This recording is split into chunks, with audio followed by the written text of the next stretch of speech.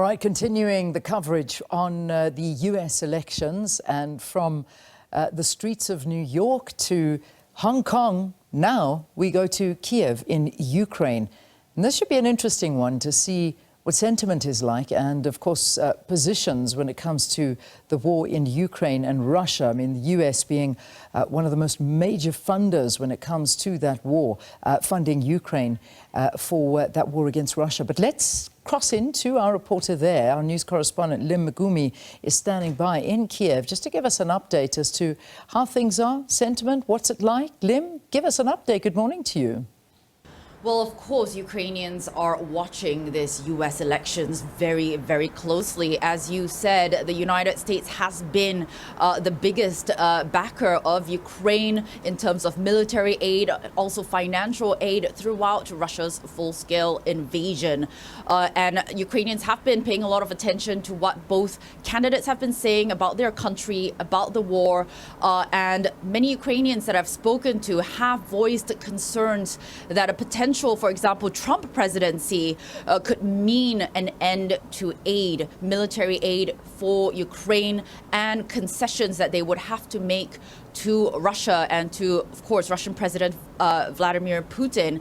And a lot of people are saying that they're hoping for a Harris presidency, but also at the same time, we've heard from officials in Ukraine and also people in Ukraine that they do not want to appear like they're interfering in any way in terms of what the outcome could be.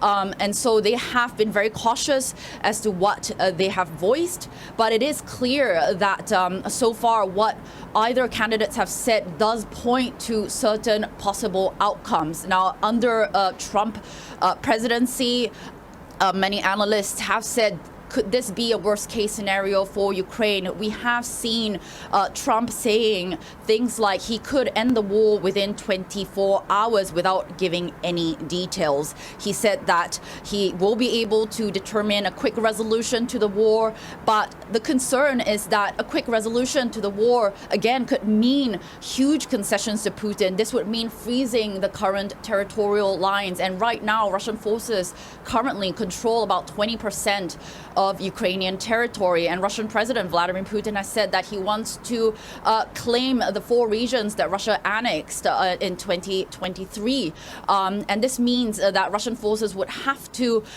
take over not just the territories that they currently claim, but more territory that they don't actually claim right now. And so this is a huge concern for Ukraine. Another concern is that the question of NATO. Now, this is an invitation of NATO, obviously, has been very, very high up on Ukraine's wish list.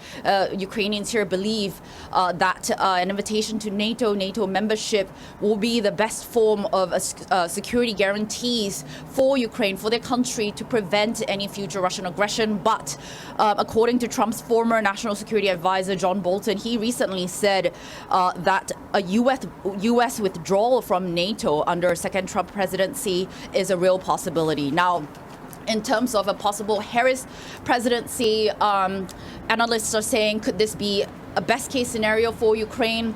We have seen her say that she will support Ukraine and stand by Ukraine until it prevails in the war. And so analysts have said that obviously the best case scenario for Ukraine would be a full sweep by Harris and her Democratic Party, not just in the White House, but for both chambers of Congress. And this would mean that the United States will be able to provide continued aid for Ukraine, not just financially and military, but to also have Ukraine's best interest in mind in terms of how to best achieve victory for Ukraine.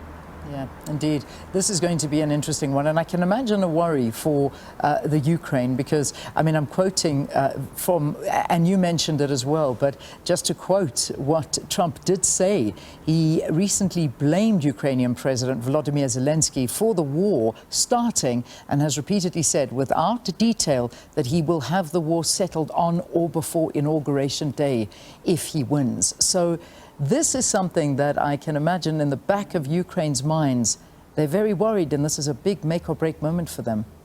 Absolutely. I mean, from all the statements that Trump has made in the past, it does point to the fact that he probably doesn't have a very strong understanding or clear understanding of how or what Ukrainians are going through or are concerned about. As you said, he did say that he will be able to bring a quick resolution to the war, and he's also, again, blamed President Zelensky for starting the war, although we do know that Russia was the one who launched the full-scale invasion on 24th of February 2022. And so this is a huge concern that the understanding fundamentally of what is happening, what is taking place in Ukraine, is not fully understood by Donald Trump. And so, again, Ukrainians are really hoping for a Harris presidency.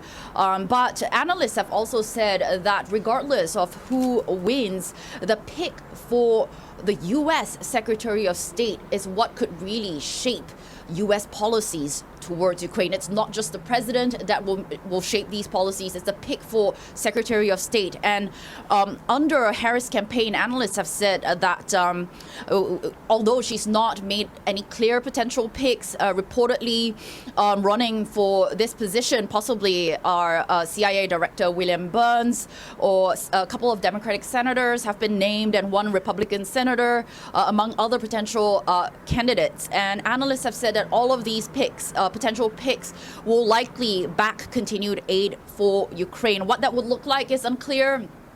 We have seen, for example, under a Biden administration, a very supportive or strong support for Ukraine, but we have also seen a lot of hesitations and delays in terms of, for example, deliveries of F-16s or long-range ATACMS missiles, HIMARS rocket systems, things that Ukraine has very clearly stated as their wish list. And analysts are saying this was mostly Biden's doing, the delays and hesitations, as has often caused frustration in Kiev. And under a Trump campaign, analysts are saying that a team made up of former National Security Advisor Robert O'Brien or former Secretary of State Mike Pompeo would be people who would understand the threats that Russia poses to the U.S. and its allies. All right, we'll leave it there. Thank you. Lim Megumi in Kiev, Ukraine, speaking to us about scenarios with either a Trump win or a Harris win, as those results keep coming in fast and furiously, and we're still sitting at 210 of those electoral votes, or the college votes, for Harris, 230 for Trump, and remember, 270 is that sweet spot, so we're still waiting to see how those pan out.